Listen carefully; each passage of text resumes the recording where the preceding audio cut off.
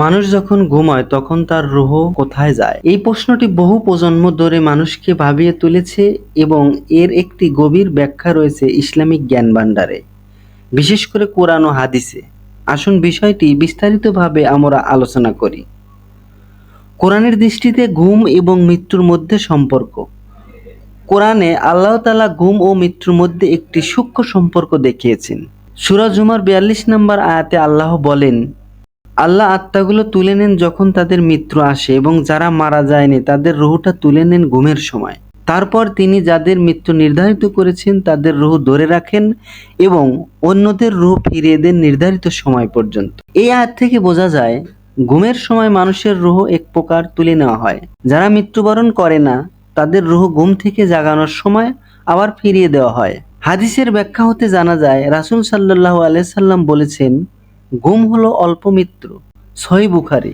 এই হাদিস থেকে বোঝা যায় ঘুম এমন একটি অবস্থা যেখানে চেতনা থাকে না এবং আত্মা এমন জায়গায় চলে যায় যেখানে আমরা নিয়ন্ত্রণে থাকি না। অনেকের মনে প্রশ্ন, রূহ তাহলে ঘুমের সময় কোথায় যায়? ইসলামী পণ্ডিত ও তাফসীর কারকেরা তিনভাবে এটি ব্যাখ্যা করেন। এক নম্বরে বলা হয় রূহ বের হয়ে যায়, তবে পুরোপুরি নয়, কারণ ঘুমের সময় রূহ সম্পূর্ণভাবে দেহ থেকে আলাদা হয় না।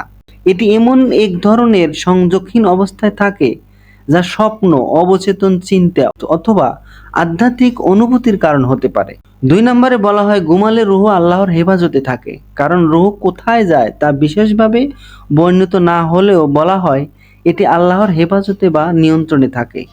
তিন নম্বরে বলা হয় কারো মৃত্যু নির্ধারিত থাকলে রূহ আর ফেরে না, কারণ ঘুমের সময় অনেকেই মৃত্যুবরণ করেন, তাদের রূহ আর ফেরানো হয় না। স্বপ্ন ও রূহের মধ্যে সম্পর্ক কেমন? স্বপ্নকে অনেক সময় রূহের সফরের অংশ হিসেবে ধরা হয়। মানুষ যখন ঘুমায় তখন মস্তিষ্ক স্থির হয় এবং রূহ এমন একটি জায়গায় থাকে যেখানে সে আল্লাহর ইচ্ছায় নানান দৃশ্য বা বার্তা পেতে পারে। এজন্য অনেক স্বপ্ন সত্য হয়, আবার অনেক সময় অবচেতন মনের প্রতিচ্ছবি হয়। ঘুমানোর আগের দোয়া থেকে বোঝা যায় রূহ সম্পর্কিত দৃষ্টিভঙ্গি। রাসূল সাল্লাল্লাহু আলাইহি সাল্লাম ঘুমানোর আগে বলতেন, হে আল্লাহ, তোমার নামে আমি মরি ও জীবিত হই। সহিহ বুখারী। এখানেও ঘুমকে এক প্রকার মৃত্যু হিসেবে দেখা হচ্ছে। ইসলামের মতে মানুষ ঘুমালে তার রূহ আল্লাহর নিকট চলে যায়, যেখানে তা আংশিক বিচ্ছিন্ন হয় দেহ থেকে, কিন্তু সম্পূর্ণরূপে নয়, যাতে সে আবার জেগে উঠতে পারে। ঘুম হলো এক প্রকার ক্ষণস্থায়ী মৃত্যু, আর জেগে ওঠা হলো জীবনের পুনরারম্ভ।